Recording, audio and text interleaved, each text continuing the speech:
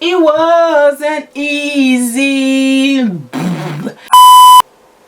Coucou, bienvenue sur Naturel. Aujourd'hui, la vidéo, je vais vous parler de la biotine, l'huile de ricin et les poudres indiennes. Est-ce que cela fonctionne vraiment à épaissir nos cheveux? Avant que j'entre dans le sujet, je veux rappeler un peu vraiment les bases de la science capillaire. Premièrement, faire une différence entre la densité, qui est le nombre de cheveux qu'on peut avoir sur un espace bien déterminé du cuir chevelu. Par exemple, combien de cheveux on a sur un centimètre carré de notre cuir chevelu. C'est ça la densité du cheveu. Et il y a la largeur du cheveu qui est seulement le diamètre, en fait, la mesure du diamètre de la tige capillaire. Maintenant, je risque de me faire fusiller virtuellement.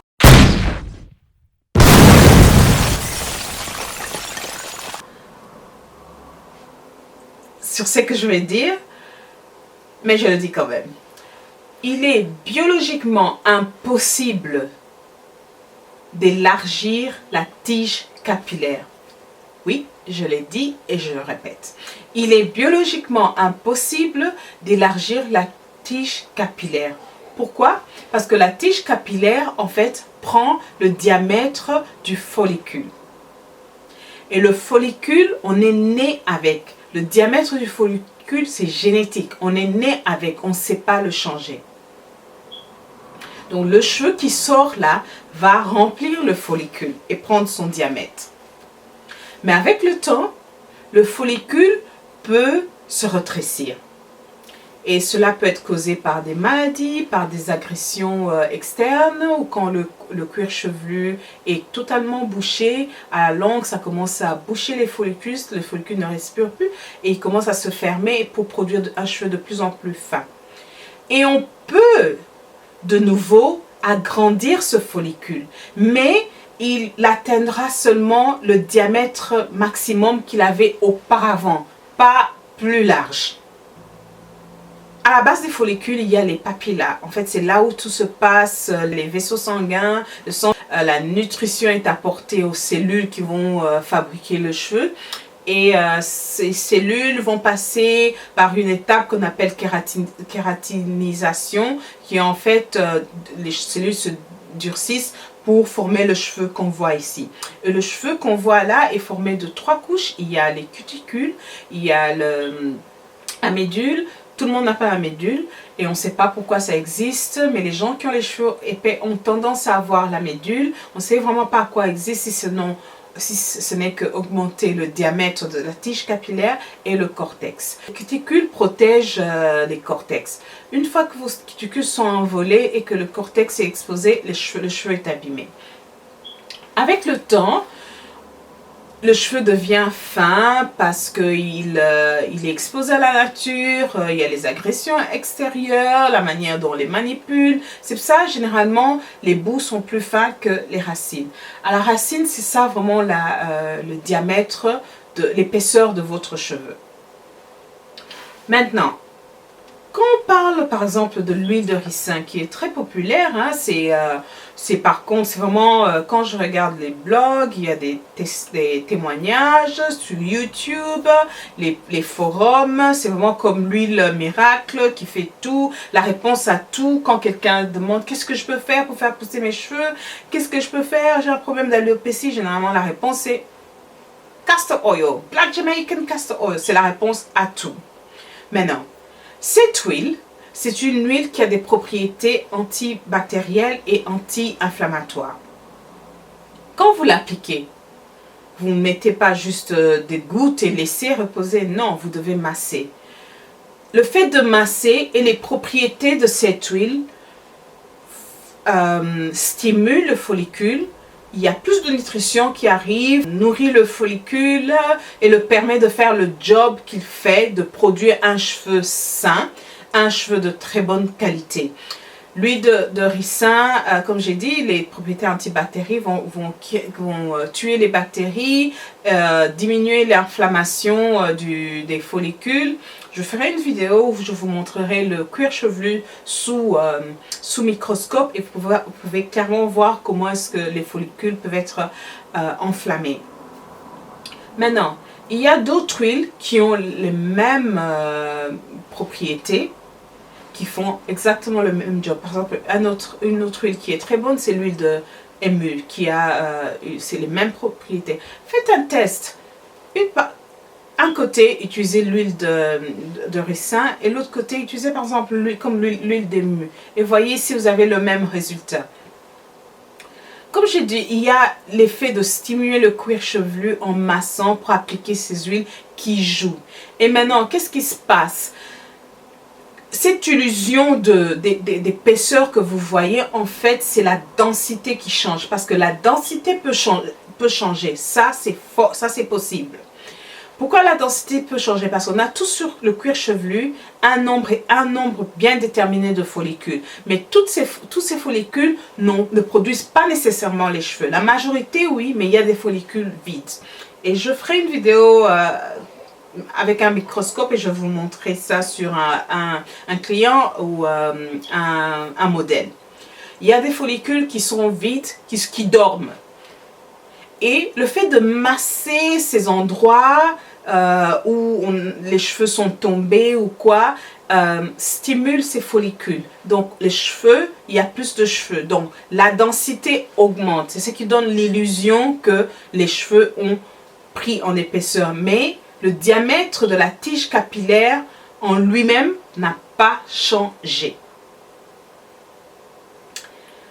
Parlons de la biotine. C'est quoi la biotine? La biotine, en fait, c'est une vitamine qui se dissout dans de l'eau. Ça fait partie des vitamines B complexes qui, en fait, aident à la production des fatty acides et des aminoacides qui plus tard se transforment en protéines. Parce que comme vous devez le savoir, notre cheveu, c'est de la protéine en majorité. On trouve la biotine, il y a vraiment des sources naturelles pour la biotine, comme les jaunes d'œufs, les grains de soya, les noix, le lait. Ces aliments-là sont riches en biotine.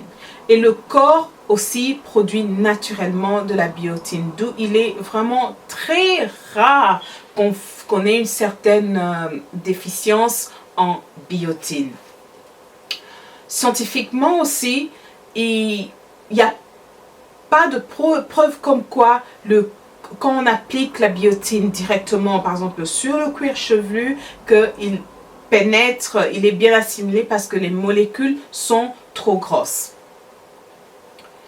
Le meilleur moyen d'assimiler la biotine, c'est de prendre ça oralement, c'est-à-dire avec des suppléments, prendre des suppléments ou bien manger des aliments qui sont riches en biotine. Et ça aussi, ça va stimuler les follicules et comme je dis, illusion d'épaisseur, mais en fait ça travaille sur la densité. Les follicules morts commencent à produire de nouveaux cheveux. Les poudres indiennes, précisément le henné, le cassia qui est le henné neutre, en fait ils agissent un peu comme les protéines et ils vont remplir les trous qu'on a sur la tige capillaire parce qu'avec le temps le cheveu s'abîme, on perd des cuticules, il y a des trous, donc les poudres indiennes mimiquent un peu l'action des protéines et aussi ils vont galber la tige capillaire et en galbant la tige capillaire en fait il enveloppe, donc le diamètre augmente et c'est pas le diamètre de la tige capillaire qui est augmenté, c'est juste parce qu'on a mis quelque chose d'extra, donc quelque chose qui est temporaire, qui partira et quand il part la tige capillaire reste le même parce que ça n'a pas changé. Donc j'espère que vous comprenez un peu mon explication sur les poudres indiennes. Donc c'est une illusion et c'est temporaire. Maintenant, quoi faire pour maximiser la densité? Là, je ne parle pas de le diamètre, je parle de maximiser la densité de vos cheveux. Numéro 1, avoir un régime alimentaire sain et bien équilibré, manger des protéines, parce que nos cheveux sont des protéines, manger des aliments riches en biotine, en sulfure, une alimentation saine aide à booster le fonctionnement des follicules. Deuxièmement, on peut stimuler le cuir chevelu avec des massages. Faire des massages du cuir chevelu régulièrement parce que ça va stimuler les vaisseaux sanguins, donc il y aura plus de sang qui remonte à la surface et quand le sang vient, il emmène avec lui toute la nutrition qui permet au follicule de faire son job, de produire un cheveu de qualité. Maintenant, je ne veux pas dire que les gens qui ont les cheveux fins ont un cheveu qui ne sont pas de qualité. Non, ça c'est le diamètre de votre follicule, comme je l'ai expliqué. Vous êtes né avec, malheureusement, c'est quelque chose que vous ne pouvez pas changer. Et les gens qui ont les cheveux fins ont plus de follicules sur la tête que les gens qui ont les cheveux épais. Ça c'est un fait. Donc en stimulant ces follicules, vous les remplissez de cheveux et ça vous donne cette illusion d'épaisseur. Numéro 3, garder un cuir chevelu très propre. Je sais qu'il y a beaucoup d'adeptes du co-wash. Je suis passée par là et je le fais toujours, mais je vais vous faire une vidéo, un update comment je fais mon co-wash et pourquoi j'utilise aussi les shampoings. C'est très important, très important de garder un cuir chevelu propre. De ne pas boucher vos follicules. Ils peuvent être bouchés par les produits et aussi les peaux mortes.